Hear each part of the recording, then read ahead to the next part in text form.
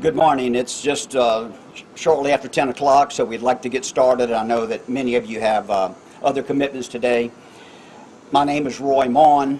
I would like to welcome you to this ceremonial groundbreaking of the Sherwood Oaks apartments on behalf of City Holdings, Rise Residential Development, and Sonoma Housing Advisors.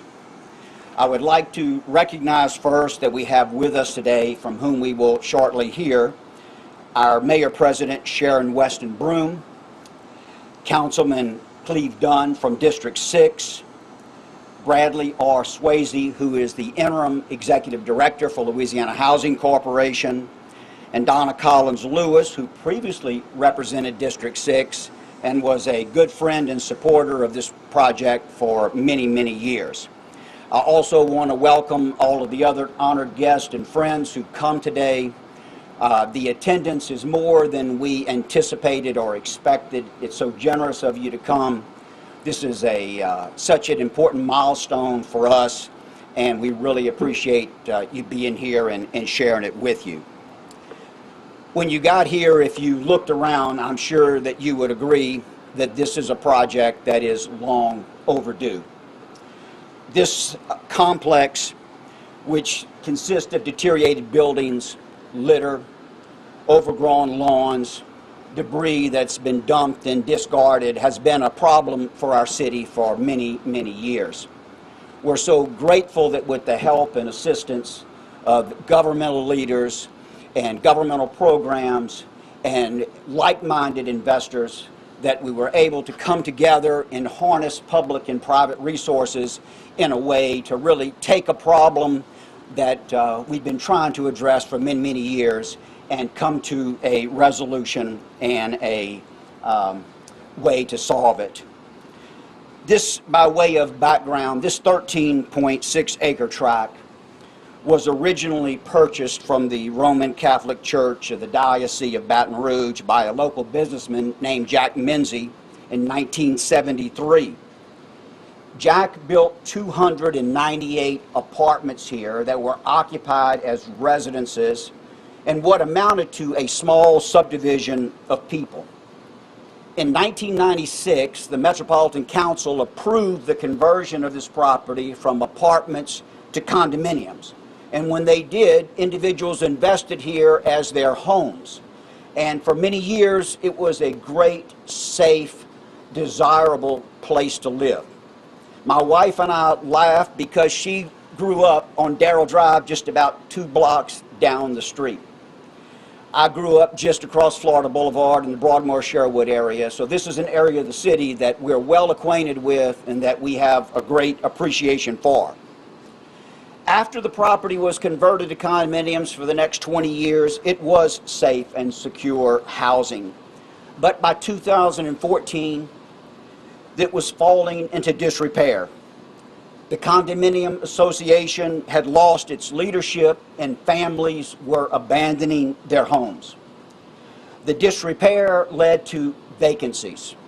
The vacancies led to vagrancy. The vagrancy led to depreciation, deterioration, people abandoning their homes, and it led to eventually the abandonment of the whole complex as a residential community.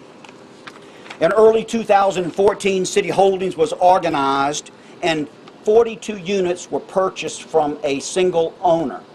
The thought was at that time that with a church, which is now a school, on this border, a public school on another border, and a rec park on another, that this was a property that deserved to be and could be redeveloped if minds were put to it. It was obvious from the beginning that revitalization, if it were to take place, could only be done with the assistance of government. As I said, Donna Collins Lewis, who represented District 6 at the time, was a friend and an advocate for the project. Denise Marcel, who then also was a member of the Metropolitan Council, was also an early supporter of this project. City Holdings went before the City Council of Baton Rouge, who had obtained about 100 of these units in inventory from owners who had failed to pay taxes, and made a proposal to the city to say, sell us these units. which the city did at a nominal amount, with the promise that the developers would continue to work to reunite the ownership and to eventually cure this problem.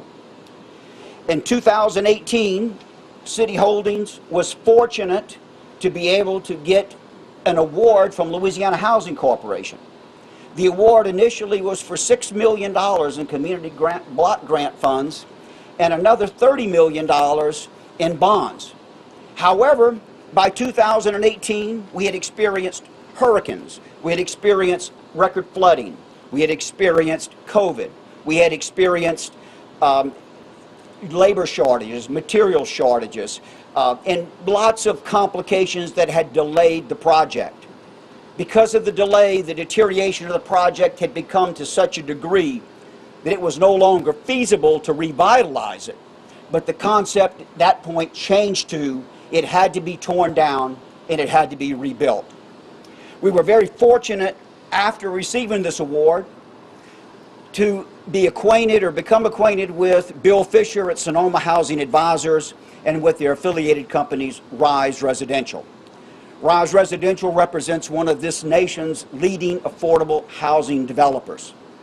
A plan was made by City Holdings and Rise and Sonoma together to take the project, to re-envision it, to retool it, and to redesign it.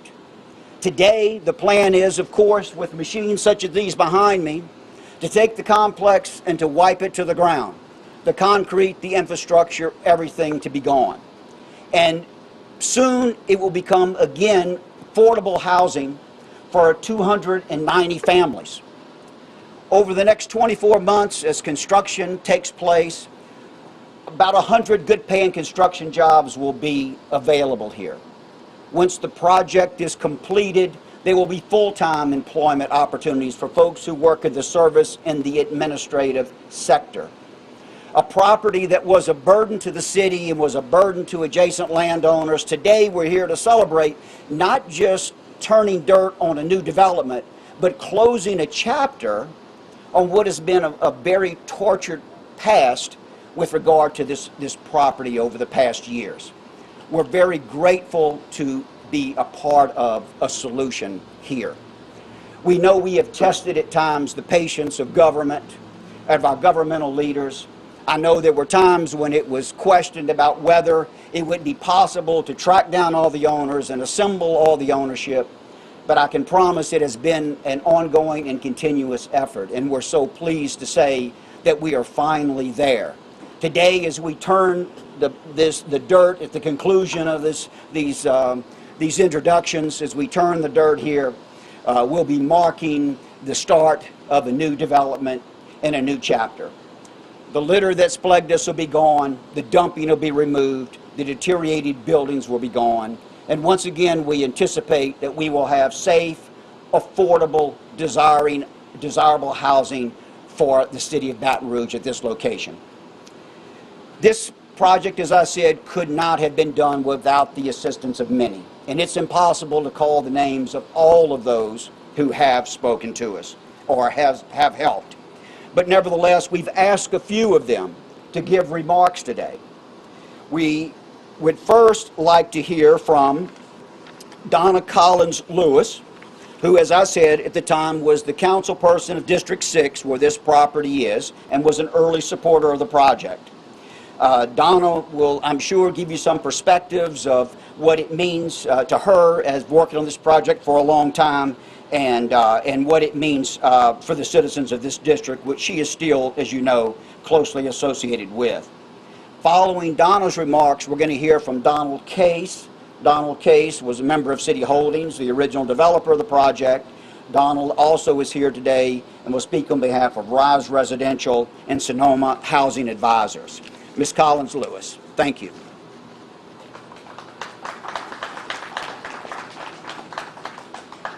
Good morning. I'm going to start off by saying to God be the glory. I inherited Brandywine when I first entered the council in 2009, and I'm sure that a lot of you here have witnessed the deterioration of this property. When I first got on the council, there were residents that were living here, and the property was in disarray at that time also. But a few people that I want to thank that are really not here today, and that is Will Johnson, who many of you may know, who is a top leader at Entergy. This property, some of you may not know some of the history of it, but this property was a single meter property, which meant that the utilities was on 1 meter. So if one person did not pay their utilities because it was condominium, the property was in danger. Another person was was Red Oaks Water, which was right across the street that supplied water to this development. Again, 1 single meter for water. And like Roy said earlier, this was a property where it turned into a condominium association. People moved out, they leased their properties to someone else. And when properties became vacant, believe it or not, people just moved into them. They didn't care, they just lived. Water was on, utilities were on, they didn't have to pay it, and so people moved in. And so we watched the deterioration of this property, and for me, it was a challenge. We had one owner that tried to buy this property to redo it. There was a second person that came to me that I tried to work with. And then when Roy came, we had our fights. I told Roy, I've done this too many times. I just want to see it torn down. But I also want to thank this community for standing. We've had many community meetings over the years. This community stood behind this property. They were very angry at times, but they agreed for the last time to try this one more time when Roy brought the idea and his team on board.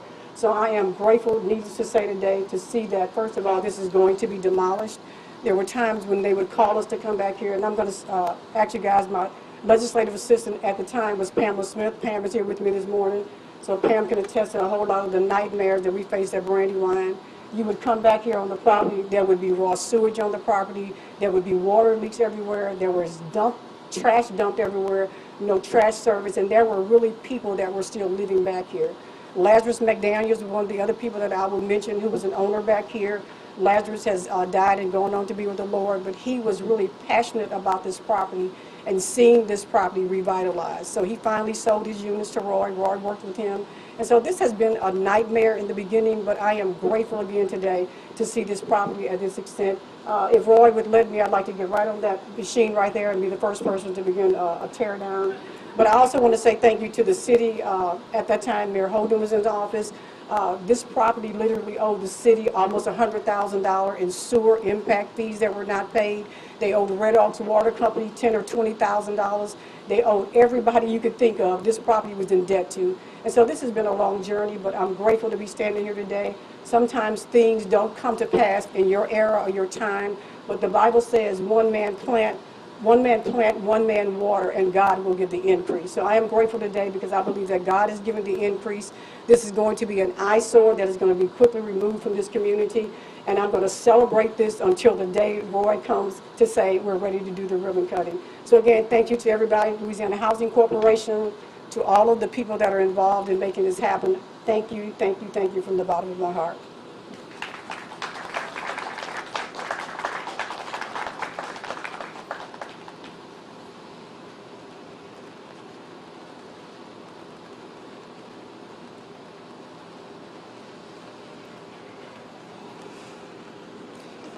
Thank you, Roy, for the introduction and on this warm Louisiana day. Before I begin, on behalf of Rise Residential, Sonoma Housing, and City Holdings, I would like to thank Mayor President Broome, the City of Baton Rouge, for the trust to allow us the privilege to revitalize an area that has long needed transformation. I would also like to thank Louisiana Housing Corporation as they were instrumental in this project. Rise Residential is honored to be part of this community, and it is Rise vision to provide state-of-the-art, energy-efficient housing for all. The Fisher family is dedicated to build and manage a better development for the next generation. Thank you, Bill Fisher. It was nearly 6 years ago when I first became involved in this project. Thinking back, I can recall one guy, and it was Roy that lived in the back. His nickname was Cowboy. And one day I was coming through here in my truck, and Cowboy stopped me, and he said, "You know, Mr. Case, you're about the 4th person that came in here and said that you're going to fix them up. Well, little did Cowboy know that we happened to be the right one, and number 4 was the right lucky number. So I would also like to thank my wife, Salai, that waited for me all those nights and worried while I was out on the streets, knocking on strangers' doors to try to find past owners to take care of the title issues we had. The last thing I would like to say is thank you to my son Cameron, as he was very helpful in putting together this project. Thank you all for coming out today, and God bless. Thank you.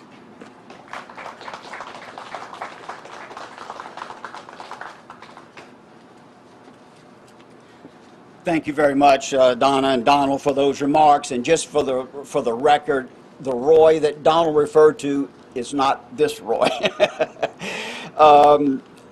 Next, we're going to hear from Bradley R. Swayze. Mr. Swayze is the interim executive director of Louisiana Housing Corporation. Without the financial programs available through Louisiana Housing Corporation, this development would not have been possible. Following Mr. Swayze, we're going to hear from Cleve Dunn Jr. He's the current councilman for District 6, and then he'll be followed by our concluding speaker, which will be the Honorable Mayor Sharon Weston Broome. Following Mayor Broome's remarks, I'll invite some individuals forward to turn some dirt for the groundbreaking. Mr. Swayze, thank you.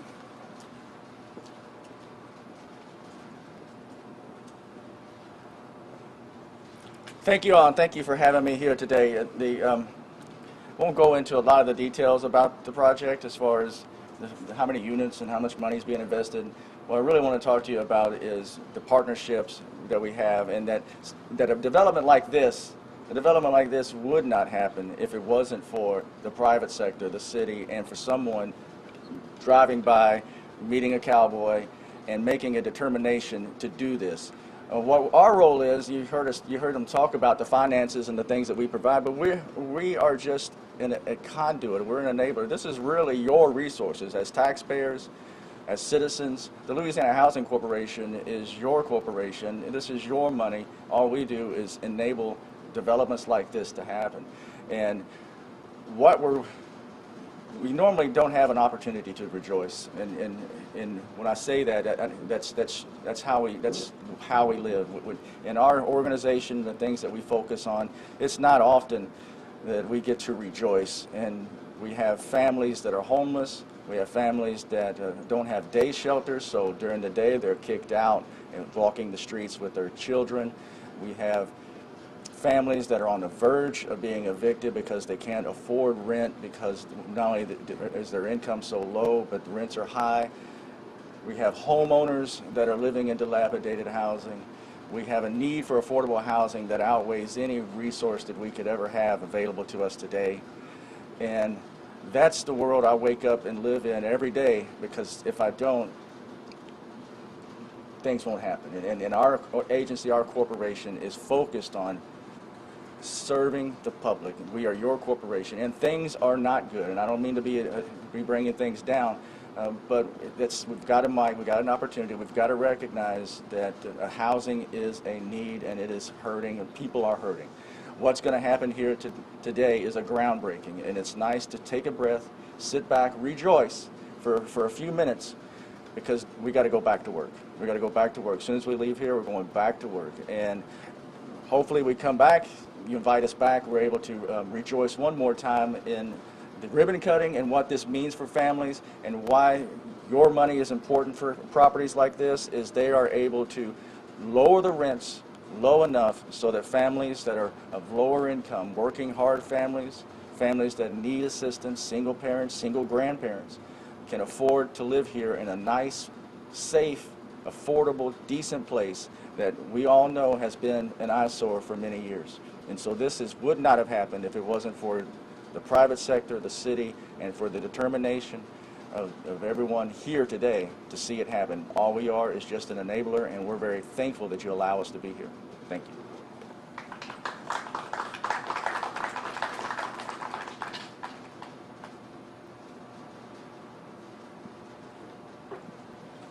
Good morning, everyone. Thank you for inviting me out here today.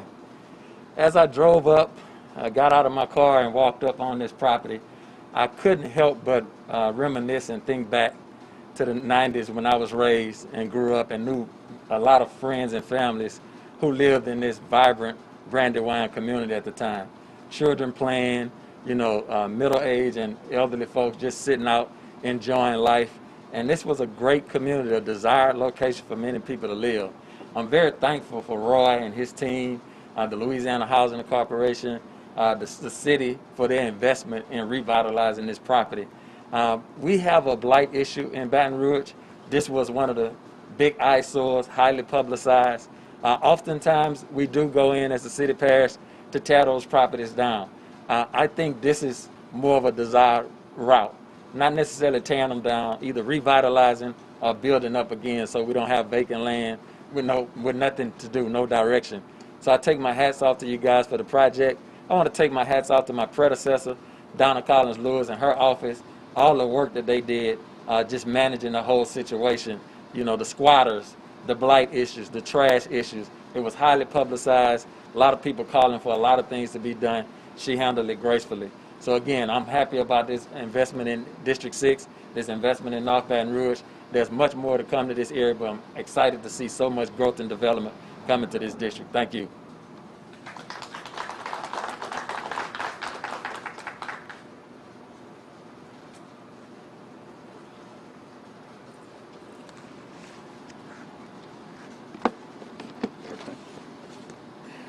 Thank you to everyone who is gathered here today.